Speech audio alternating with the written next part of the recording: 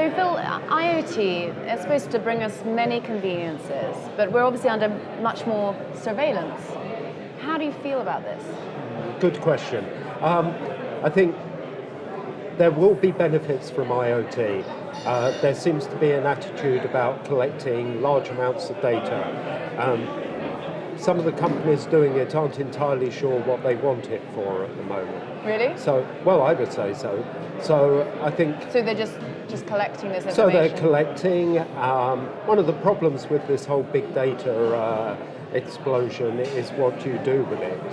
So I would say there probably need to be more controls over how companies use your data and what they're allowed to do with it. So should we view the security of IoT devices with scepticism? Probably, yes.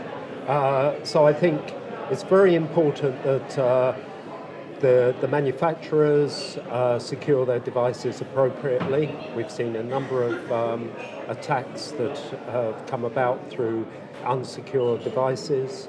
As you're probably aware, Wi-Sun Alliance has been involved in IoT communications infrastructure for critical networks. So we view security as very, very important. And how could companies improve their security? So I think the key thing is that devices need to have a trusted identity. So the first thing in all of securing the IoT is to make sure that the devices connecting to the network are what they say they are, that they haven't been compromised in any way. And then following on from that, all data traffic should be encrypted so that you have privacy, and it should be integrity checked so you can guarantee that that data is truly what it says it is. And when we're talking about this data being collected, do you think it's, because they say that with all this data they can provide a better experience, but do you think it really is about that? Is it about providing the customer with a good experience? I think it depends on the organisation and what the application is. So for example, smart metering is really about providing accurate meter readings, also providing the ability to control the electricity distribution network so it reduces overall costs. And that should bring benefits to the consumer. There are quite a few projects going on for health and well-being that are IoT projects, providing a mechanism for the elderly to maintain their independence. So there's a project going on in Japan at the moment where they're monitoring people's heart rates, blood pressure, blood sugar levels remotely while they're in their own home, analysing the data in the cloud and contacting the person's GP if there are any anomalies. Then the GP just rings up the person and says, "Are you okay?"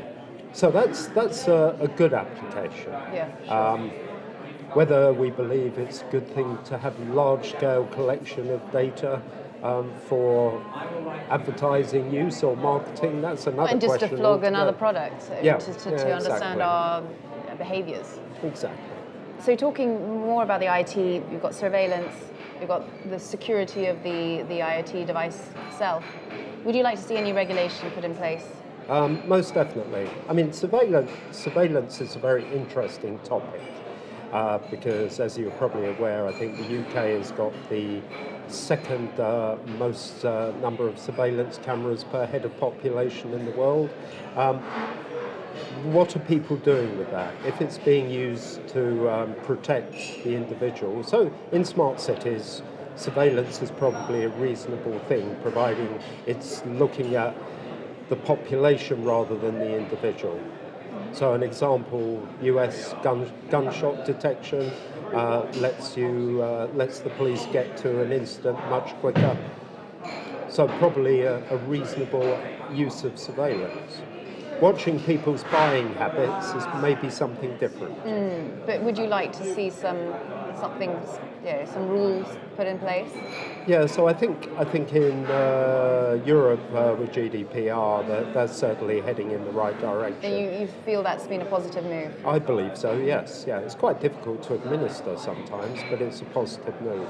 It's not the same in a lot of countries. So where you have a repressive government, then IoT could definitely be used for government purposes rather than the benefit of the individual.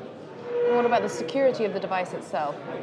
So I think Maybe some design Oh rules? yeah, so there should definitely be regulation based on regulation of the security of devices. So I think in the US at the moment, NIST is currently looking at regulation or recommendations for securing devices. YSUM would certainly advocate that. So we'll see progress to come. I think so, yeah. I think, but it's still an emerging market. So, there's going to be some hiccups on the way, I reckon.